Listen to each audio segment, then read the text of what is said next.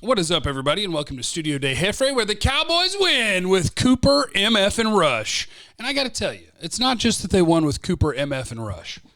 It's that they won with Cooper, MF, and Rush with Terrence Steele at right tackle and Ty Nsekhe at left tackle. Okay?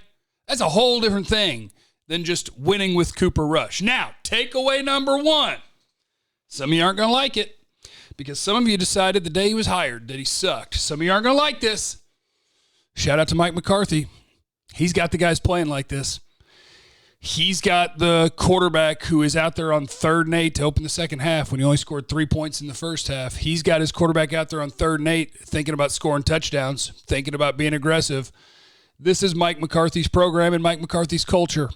It's the exact opposite. You know what? If you want to see the last Cowboys coaching staff and their approach and culture to football, I'll tell you where it was on display. It was on display last night on the other sideline.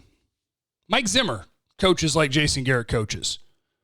You have the better quarterback and the better team, and you approach the game in such a careful way that you're trying not to lose it, while Mike McCarthy's team was trying to win it, even with the backup quarterback. That is the biggest takeaway from Cowboys Vikings, is that one team's culture is aggression, attack, go win. The other team's approach, culture, personality is control the ball, careful, stay in it, don't lose.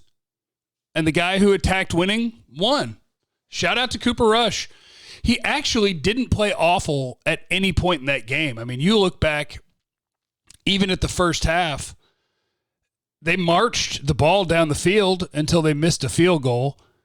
Cooper Rush did make a bad decision and a bad throw an interception on their second drive. But third drive, again, they're driving. They end up having to kick a field goal. But shout out to Cooper Rush. That dude played better than I think anybody thought he was going to play.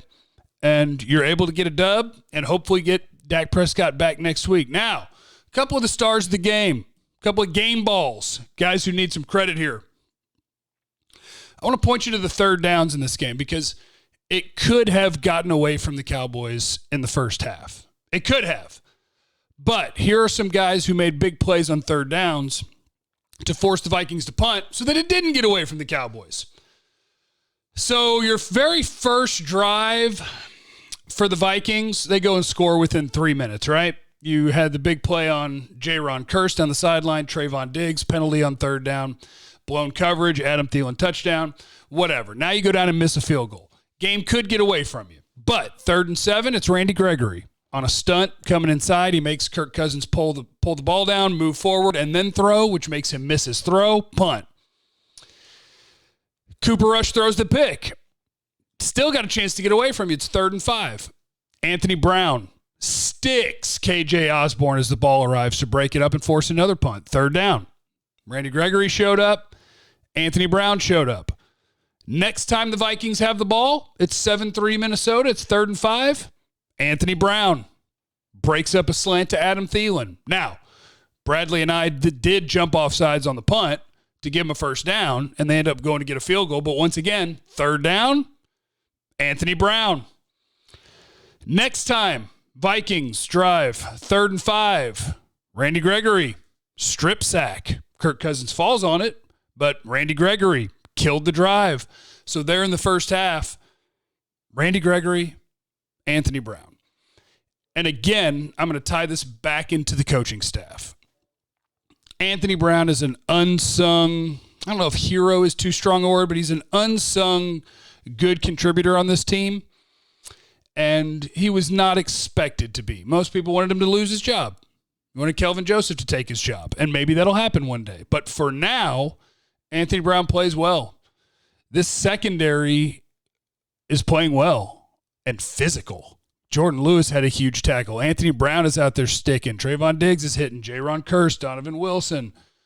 They will all freaking hit.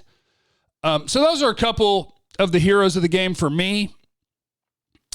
Mike McCarthy is my biggest hero of the game. Well, Cooper Rush has got to be one, right? Because he's the one who went out there and got the job done. But number 2 is Mike McCarthy. All these guys that are dropping like flies. Tyron goes out. Ty Nsekhe has to play left tackle, which there's another thing we could talk about. You guys want to talk about that? Okay, so now Lyle Collins is just bad at football. Tyron goes out, and you bring in your second swing tackle. So swing tackle 1 is at right tackle. Swing tackle 2 is at left tackle. Your Pro Bowl level right tackle is watching them both play. What in the world? But I'll circle that back to.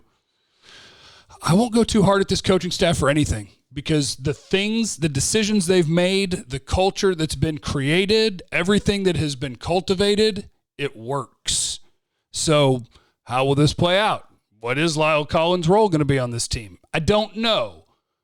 But I won't kill this coaching staff because the buttons they push and the things that they do, they work. They went into the second half of a game against the Vikings when they were behind, and their adjustment was, hey, Cooper Rush, go kick their ass. We're not going to win this thing running. We're going to win this thing because they're going to play the run, and we believe that you are going to go throw to Amari Cooper and CeeDee Lamb on the outside. You're going to put them both over 100 yards. You're going to throw a fade to Amari Cooper to win the game. That's how we're going to win the game. We're going to win the game by empowering and believing in our guys, which is going to empower and make them believe in themselves, and we're going to be the anti-Mike Zimmer. We're going to be Coach McCarthy's team, and we're going to go out there and win. And they did it, and it was awesome. Shout out to Ezekiel Elliott, that 3rd and 11, making 4 people not make the tackle. That was adult stuff. That was a good job by Ezekiel Elliott. All right, guys, I'll see you on the radio. We got tons to talk about with this. Leave in the comments at youtube.com/Jeff Cavanaugh what you want to hear about in this game. Players. Oh, Micah Parsons. Shout out to Micah Parsons. Dude had like 10 solo tackles. I think 4 of them were for no gain or a loss. Micah Parsons was a baller. Randy Gregory was a baller. Cooper Rush got the job done. Leave in the comments what you want to hear about from this game. I'll try to take care of you. And remember, you have no idea what anybody's going through, so be cool to everyone. I love you. Bye.